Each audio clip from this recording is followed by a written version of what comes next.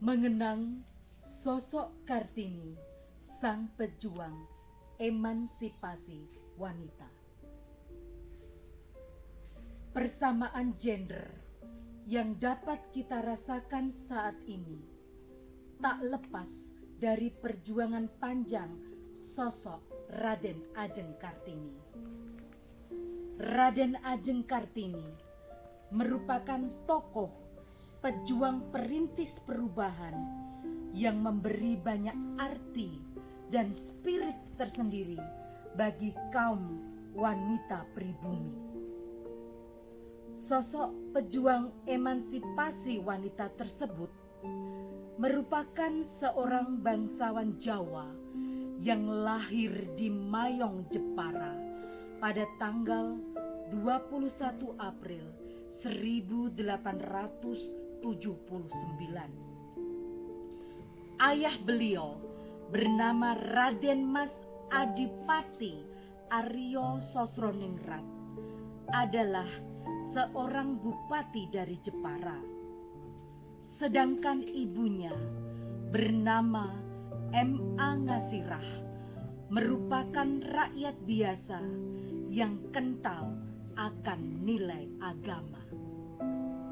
Hari lahir beliau merupakan momentum penting bagi kaum wanita. Oleh karena itu, setiap tanggal 21 April, hampir di seluruh penjuru negeri merayakannya. Raden Ajeng Kartini sangat beruntung sebagai seorang anak bangsawan. Pada usia 7 tahun, ia diperbolehkan mengenyam pendidikan di ELS, setingkat sekolah dasar yang hanya diperuntukkan bagi anak-anak Belanda.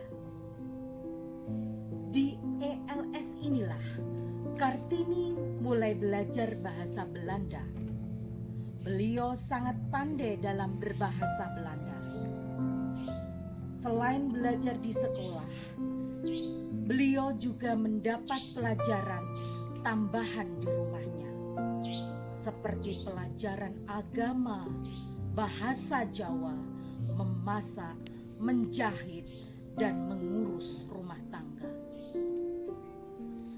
Selepas dari ELS, Kartini remaja bercita-cita untuk melanjutkan pendidikan ke jenjang lebih tinggi. Namun apa daya, hasrat hati tidak terlaksana.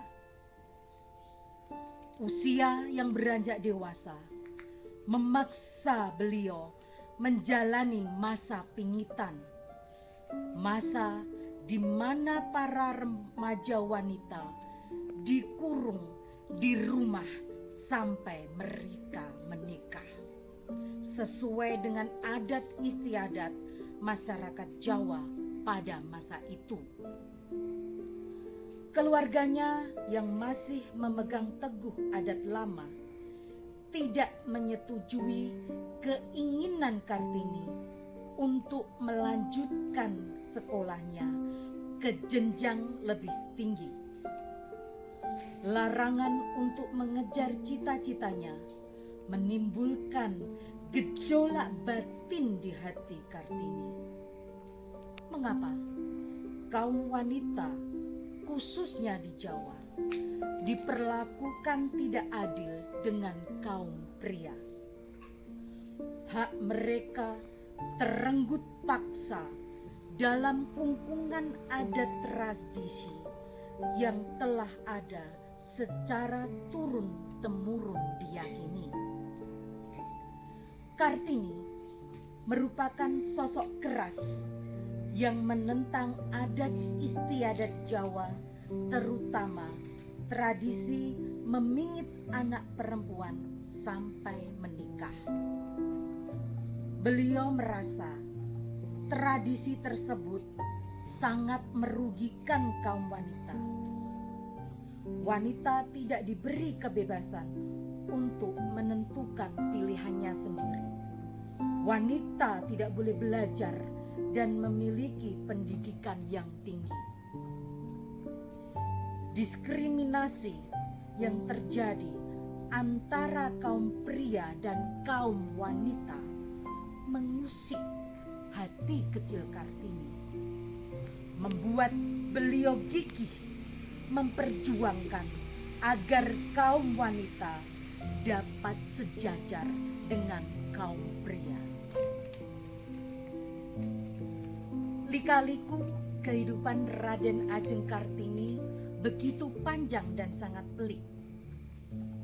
Hidup pada masa yang penuh tekanan, paksaan, dan kungkungan, terutama bagi kaum wanita, tak menyurutkan semangatnya untuk mendapatkan kemerdekaan yang beliau inginkan.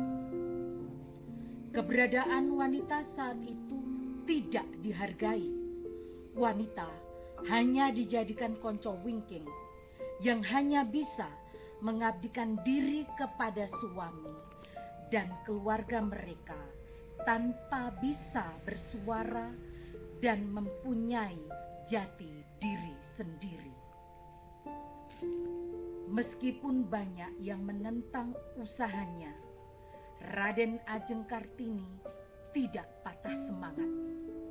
Hampir sebagian besar hidupnya digunakan untuk memperjuangkan emansipasi wanita. Kartini sering menyuarakan isi hati dan pikirannya melalui surat-surat yang dikirimkan kepada sahabat penanya di Belanda yang mendukung perjuangannya. Estella H. Sihandelar dan Rosa Abendanon memiliki andil masing-masing dalam kehidupan Kartini. Raden Ajeng Kartini sangat tertarik dengan pola pikir wanita Eropa masa itu. Beliau sering membandingkan wanita di Eropa dengan wanita Indonesia. Beliau mulai memiliki keinginan yang kuat untuk memajukan wanita Indonesia agar tidak dipandang rendah. Baginya, wanita harus mendapatkan persamaan, kebebasan, dan kesetaraan dengan pria, baik di bidang pendidikan, sosial, maupun hukum.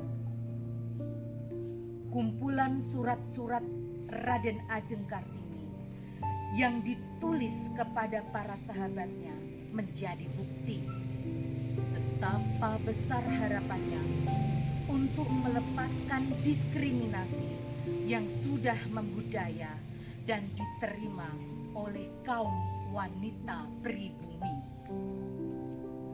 Poligami yang sangat ia benci terpaksa beliau jalani.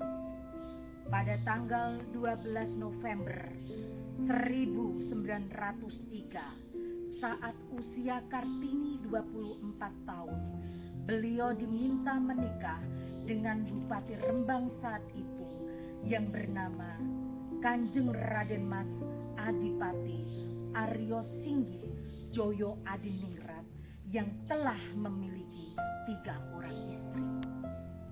Sebelumnya, Raden Ajeng Kartini mengajukan beberapa syarat untuk sang calon suami.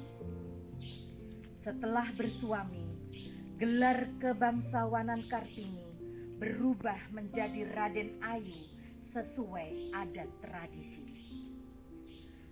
Kanjeng Raden Mas Adipati Aryo Singgih Joyo Adiningrat sangat mendukung cita-cita Raden Ayu Kartini. Sepak terjang yang Kartini lakukan tidak hanya sebatas tertuang dalam tulisan saja. Beliau mendirikan sekolah gratis yang didedikasikan bagi kaum wanita di Rembang dan Jepara. Namun sayang, pada usia yang masih relatif muda, tepatnya 17 September 1904, Raden Ayu Kartini menghembuskan nafas terakhirnya setelah 4 hari melahirkan putra pertama yang diberi nama Susalit Joyo Adiningrat. Raden Ayu Kartini lekat dalam ingatan masyarakat Indonesia sebagai tokoh emansipasi wanita. Pemikiran beliau tentang pendidikan dan persamaan gender bagi wanita pribumi membuatnya dikenal sebagai pahlawan emansipasi wanita. Kiprahnya yang gigih memperjuangkan hak-hak kaum wanita membawa beliau mendapatkan gelar kehormatan oleh pemerintah Indonesia sebagai pahlawan nasional. Bahkan untuk mengenang jasa dan perjuangan Raden Ayu Kartini, terciptalah lagu indah dari seorang W.R. Supratman yang khusus didedikasikan untuk beliau. Wanita cerdas, berbakat, dan mempunyai pemikiran yang kritis itu telah berpulang. Namun apa yang sudah diperjuangkan akan tetap abadi, tak lekang oleh zaman. Kumpulan surat-surat beliau diterbitkan menjadi buku dengan judul Habis Gelap Terbitlah Terang.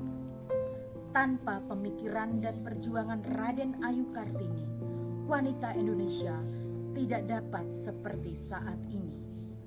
Perjuangan Raden Ayu Kartini agar wanita Indonesia dapat mengenyam pendidikan tinggi dan disamakan hak-haknya dengan kaum pria telah diakui.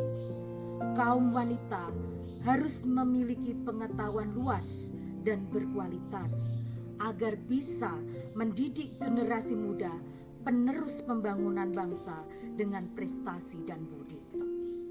Saat ini, wanita Indonesia diberi kebebasan untuk meraih pendidikan tinggi dan meraih cita-cita mereka.